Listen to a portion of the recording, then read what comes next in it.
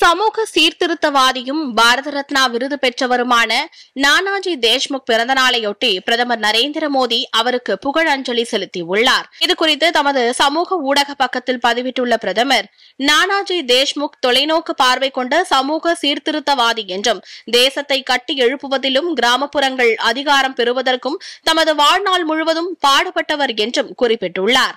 நானாஜியின் வாழ்க்கை, அர்ப்பணிப்பு, ஒழுக்கம், சமூக சேவை ஆகியவற்றின் உருவகமாக இருந்ததாகவும் அவர் கூறியுள்ளார்.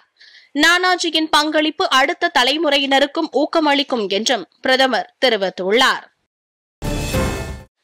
நானாஜி தேஷ்முக் பிறந்த நாளை முன்னிட்டு குடியரசு துணைத் தலைவர் சி.பி. ராதாகிருஷ்ணன் வெளியிட்டுள்ள சமூக ஊடக பதிவில், நானாஜியின் கொள்கைகள் நேர்மையுடனும் அர்ப்பணிப்புடனும் நாட்டிற்கு சேவை செய்யும் அனைவரையும் தொடர்ந்து ஊக்குவித்து வருவதாகவும் கூறியுள்ளார்.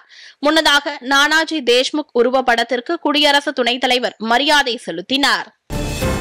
பாரத ரத்னா நானாஜி தேஷ்முக்கின் பிறந்த நாளையொட்டி மத்திய உள்துறை அமைச்சர் அமித் ஷா மரியாதை செலுத்தியுள்ளார்.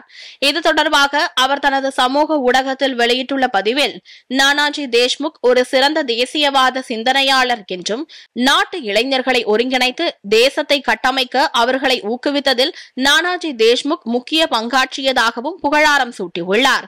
கிராமங்களின் மேம்பாட்டிற்கும் தேசத்தை முதன்மைப்படுத்துவதற்காகவும் நானாஜி தனது முழு வாழ்நாளையும் அர்ப்பணித்தார் என்றும் அவர் கூறியுள்ளார்.